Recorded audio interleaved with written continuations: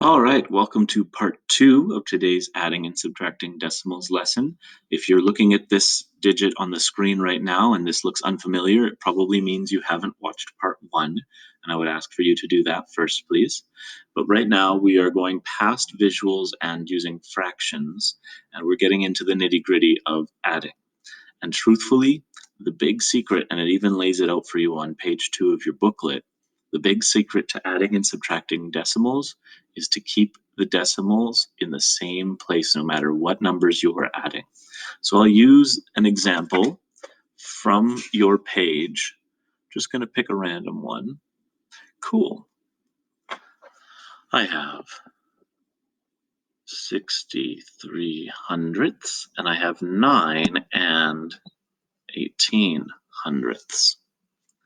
And I can add these and make sure that I always include my function sign so I know what I'm doing.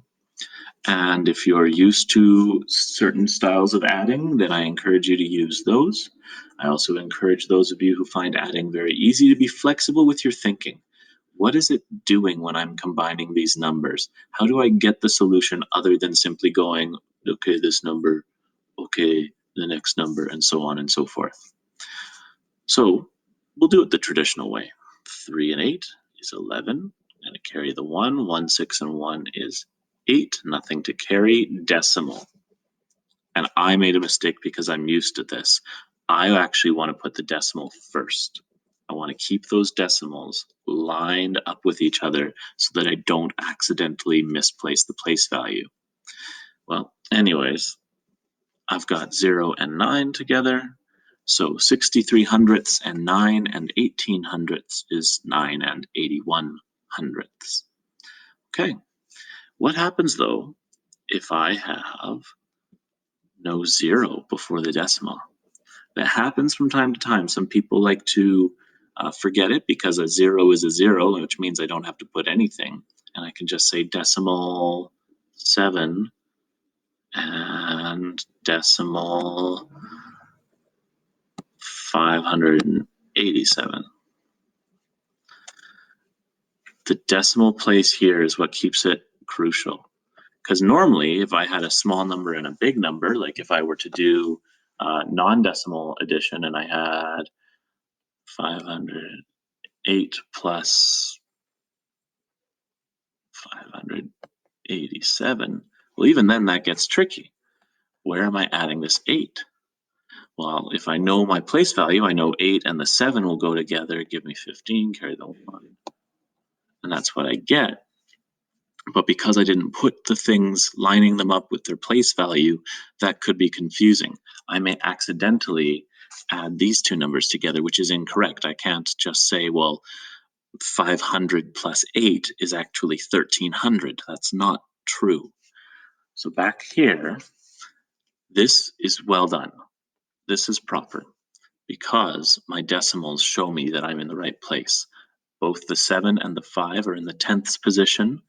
The 8 is in the hundredths position and the 7 is in the thousandths position. I can put this together. Now you're telling me, Mr. Hopper, you're crazy. They can't do it. There's no adding. There's nothing to add. And I go, well, yes, I am crazy. But when it comes to math, if I have nothing here because it's just 7/10ths, well, yes, it is 7/10ths. It's also 70 hundredths. Still nothing there. It's just a 0.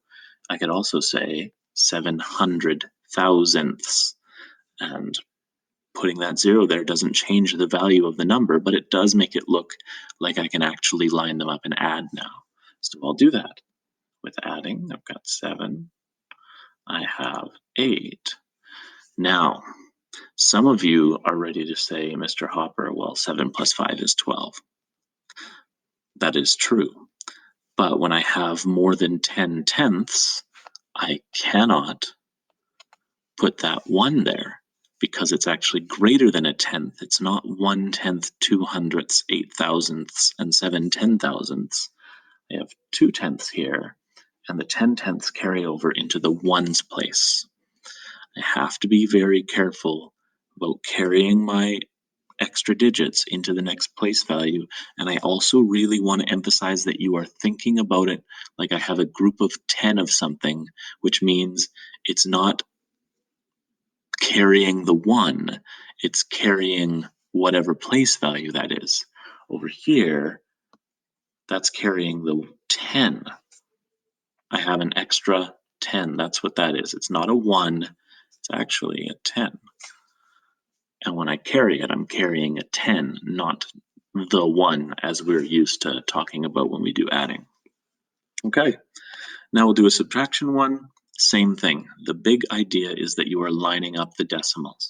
So let's do 2 and 122 thousandths and 0 and 955 thousandths. Okay, showing subtraction, always putting that sign so I know what I'm doing with my math, and you got to watch for that on your worksheets. So now I have 2 take away 5. Well, I can't do that. I cannot do that. So I do have to borrow. I have to say, okay, well, this is actually 100th. This is 12 thousandths, take away 5 thousandths. So that's 7. Now I have 100th, take away 5 hundredths. I can't do that. We're not getting into negative integers right now. And I can't do that either. So I'm going to borrow this, and I don't have 100th. I have 11 hundredths, take away 5. 11 take away 5 is 6. Well, now I've got 0, and yes, this does get messy. Pardon the mess. I have 0 tenths now because I carried, and I hope you're following along. If not, you're welcome to replay the video. That's the beauty of this, is that if it doesn't make sense the first time, then you can always go back and watch it the exact same way and see if it was something I misspoke or maybe something that you just didn't hear the first time. We've got 0 tenths taking away 9 tenths. Can't happen.